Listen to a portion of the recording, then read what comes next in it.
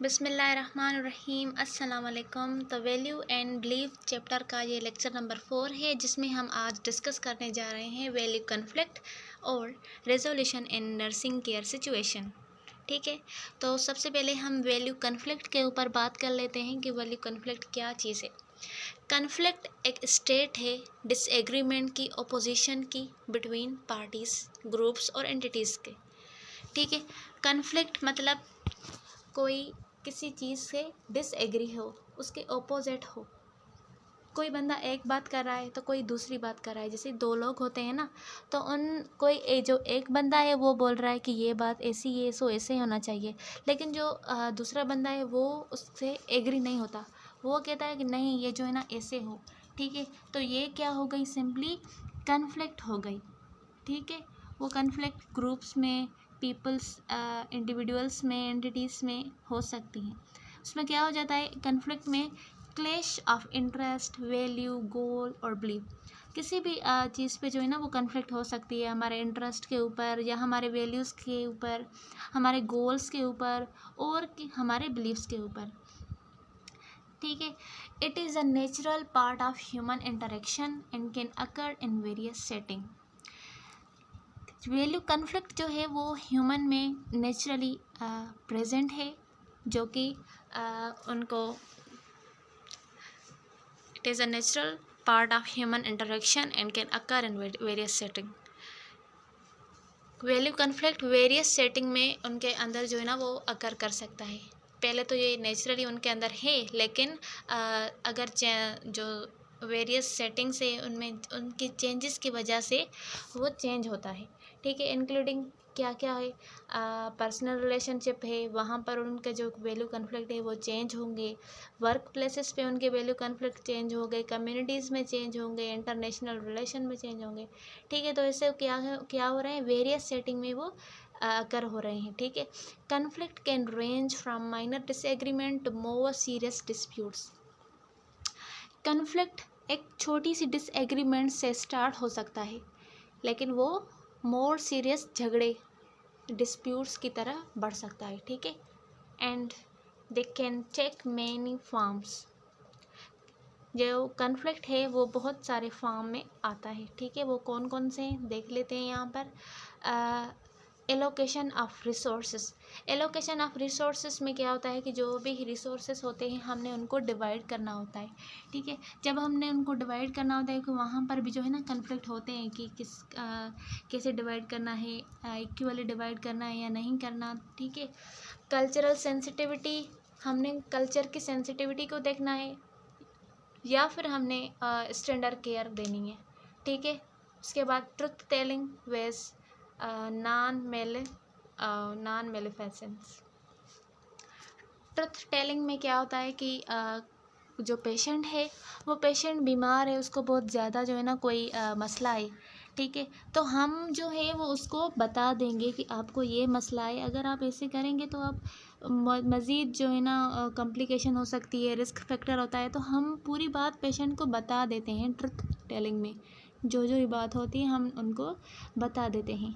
लेकिन जो नॉन मेलिफेंसेस, उसमें क्या होता है कि उसमें इट्स एक्शन मीन्स हमने कोई ऐसा एक्ट करना होता है जहाँ पर हम कोई गलत चीज़ करने जा रहे होते हैं। ठीक है, हम उनको नहीं बता रहे उसकी सेहत के बारे में। अब ठीक है, अगर कोई किसकी ऐसी सीरियस कंडीशन है और हम उनको गाइड नहीं कर रहे, ठीक है, तो वो क्या करेगा, वो बहुत ज़्यादा हार्म में जाएगा।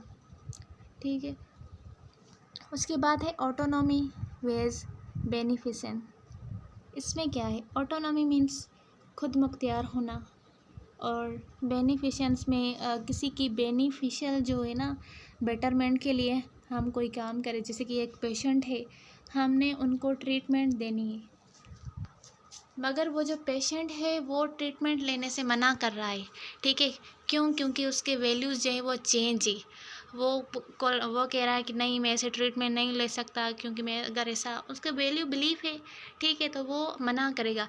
लेकिन हम क्या करेंगे, हम फोर्सफुली उसको ट्रीटमेंट देंगे ताकि वो उसको अच्छी हेल्थ मिले।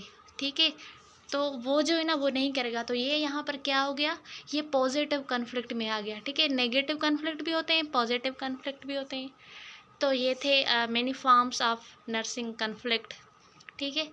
तो उसके बाद हम देख लेते हैं रिजॉल्विंग कन्फ्लिक्ट। अब ये जो पॉजिटिव और नेगेटिव कुछ भी ये जो कन्फ्लिक्ट है, हमने इनको रिजॉल्व कैसे करना है। Conflict can have both positive and negative outcomes, जैसे कि हमने पहले भी पढ़ा, उसके आउटकम पॉजिटिव भी हो सकते हैं, नेगेटिव भी हो सकते हैं।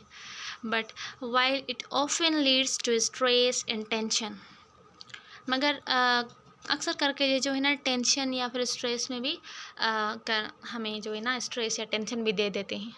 It can also serve as a catalyst for change and growth, ये एक कैटलिस्ट की तरह भी हमें सर्व करते हैं चेंजेस लाने में या फिर ग्रोथ में, ठीक है। उसके बाद लिखा है भी हमने जो है ना कंस्ट्रक्टिव कन्फ्लिक्ट रिजोल्यूशन इन्वॉल्व करने हैं, जो कि क्या हमें एड्रेस करते हैं, जो कि हमने differences in a way that promotes understanding.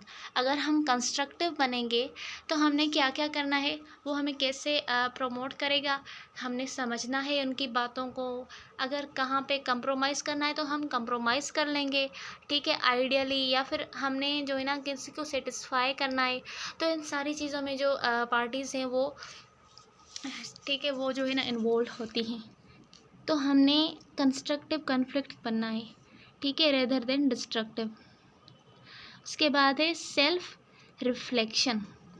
Self reflection क्या है कि जो नर्स है पहले तो उसको अपना पता होना चाहिए। Self evaluation help the nurse to become more comfortable when providing care to client from diverse background, ठीक है। वो उसको बहुत ज़्यादा हेल्प करती है कि वो जो है ना बहुत ज़्यादा कंफर्टेबल होकर उस पेशेंट को जो है ना वो क्लाइंट को केयर देती हैं, ठीक है।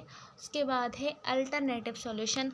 अगर कोई एक सॉल्यूशन जो है ना वो उसके ऊपर काम नहीं कर रहा तो हमने अल्टरनेट फॉर्म यूज़ करना है, ठीक है। हमने ये ऐसा नहीं करना कि इससे वो ठीक नहीं हो रहा है तो बस वहाँ पर टिके रहेंगे, नहीं, हमने ऐसा नहीं करना। हमें हमेशा जो है वो अल्टरनेटिव बनना है, ठीक है। उसके बाद है कंटिन्यूसली लर्निंग। कंटिन्यूसली अगर लर्निंग हम करेंगे तो उससे क्या होगा कि हमें जो जो चीज़ें हैं वहाँ से हम सीखेंगे, कंस्ट्रक्टिव होना, डिस्ट्रक्टिव होना, ये हम सारी वैल्यू बिलीफ के चीज़ें लर्निंग में सीखेंगे, ठीक है। उसके बाद है पेशेंट सेंटर्ड अप्रोच। हमने क्या करना है, उसके पेशेंट की जो है उसको बहुत ज़्यादा केयर देनी है, ठीक है। ऐसा नहीं कि उसको केयर दे ही नहीं, बस हम अपने ही किसी दूसरे में लग जाए, नहीं, हमने एक पेशेंट को मुकम्मल उसकी केयर प्रोवाइड करनी है। इथिकल कमिटीज़, अब हमने जो है वो क्या करना है,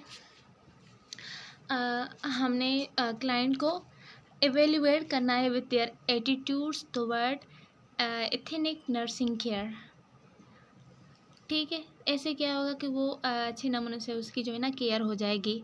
उसके बाद है be constructive rather than destructive. हमने जैसे पहले की पढ़ा कि हमने हमेशा कंस्ट्रक्टिव बनना है रेदर देन कि डिस्ट्रक्टिव नहीं बनना हमें। रेस्पेक्ट कल्चरल डिफरेंस, हमने पेशेंट की कल्चरल की रेस्पेक्ट करनी है। ऐसा नहीं है कि कोई हिंदू है या मुहाजिर है, कुछ भी है, हम उसको जो है ना वो रेस्पेक्ट नहीं दे रहे, हमने उनको रेस्पेक्ट देनी है। Be attentive to body language, उसके सामने हमने अपनी बॉडी लैंग्वेज को मेंटेन रखना है, ठीक है। ऐसे अलर्ट रहें, ऐसे नहीं कि वो पेशेंट है और हम उसके सामने लेज़ी लगे हुए हैं, ऐसे नहीं करना। लिसन केयरफुली विदाउट इंटरप्शन, हमने पेशेंट की बात जो है वो केयरफुली सुननी है, उसके बीच में हमने इंटरप्शन नहीं करनी। उसके बाद do not be judgemental while providing care to the patient, हमने जो है ना पेशेंट के ऊपर जजमेंट नहीं करनी। जब हम उसको केयर प्रोवाइड करें तो हमने जजमेंटल नहीं बनना, ठीक है ना। तो ये थे सिंपली रिजॉल्विंग कन्फ्लिक्ट्स के बारे में, नर्सेस के वैल्यूज़ कि वो नर्स को क्या करना चाहिए जो उनके कन्फ्लिक्ट है बीच में वो मेंटेन रहे, ठीक है। तो ये था simply conflict and resolving conflict. Hope so कि आप सबको समझ आएगा। मिलते हैं अगले वीडियो में, तब तक के लिए अल्लाह हाफ़िज़।